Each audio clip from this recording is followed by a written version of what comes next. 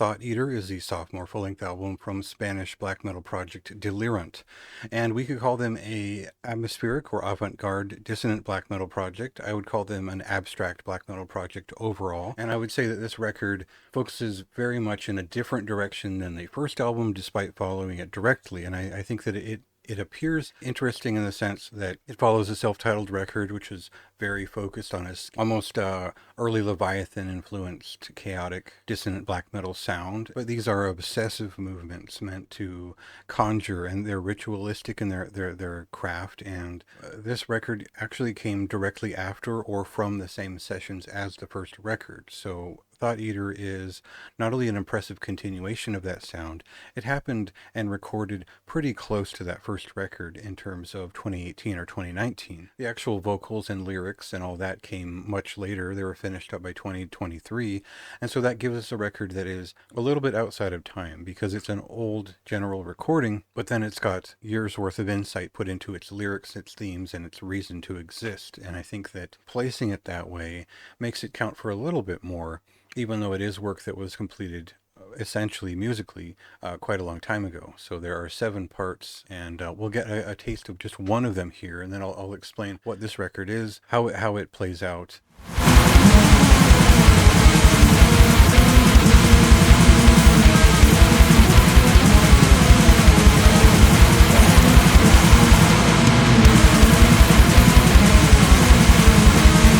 I don't think I could make a reasonable case for why purely dissonant black metal is still interesting in terms of actual composition, or that there really hasn't been a lot of innovation or exciting artists using this medium in any strong way for a while, but there have been great records that use a lot of these techniques.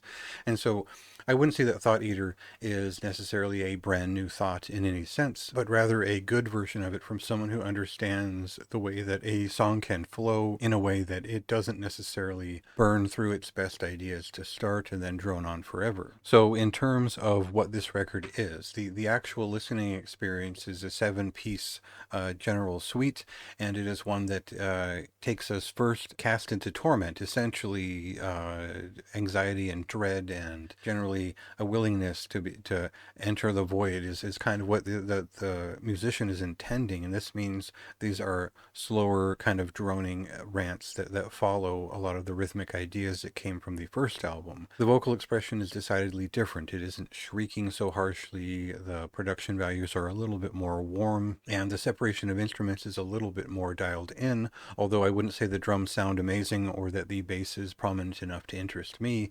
There's definitely guitar interest and vocal interest that carries the majority of this record. So guitar noise and dissonance and using unique combinations of chords and arpeggiation is not something new for dissonant black metal, but it is something that characterizes this record and its voice. And this is someone who is confident within this voice and their creation of pieces that speak with it. That doesn't always amount to sense or reason or anything else, but rather an entertaining guitar record that also features a lot of interesting nuance dotted throughout. And I would say there are influences from post-punk. You can tell there was a variety of things the artist was listening to at the time that fed into some of the changes in beats and some of the different melodies introduced on the guitar. And I think a lead guitar melody leading in any song on a record from this band is a little bit surprising for me, and especially that it leads into a lot of very well orchestrated moments early on this record.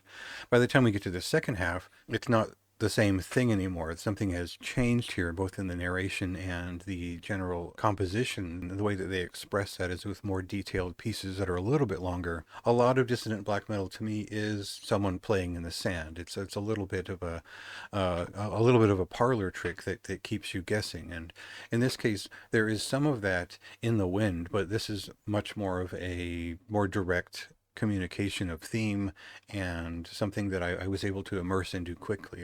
This record stood out to me as something that is communicative on just enough to make sense and make me want to repeat the experience, but also leaves a bit to come back for in terms of the miserable morass of movement and feeling put into it. So there's definitely something about this that was appreciable, and I would give it a moderately high recommendation. I'd probably bump that up to a high recommendation if you're already a fan of dissonant black metal. This is maybe a less bombastic example of that, but one that really wins over with its nuance. Check it out for yourself. It releases on February 14th, and go ahead and read my review if you'd like more of my thoughts on the album and the way that it flows through its ideas.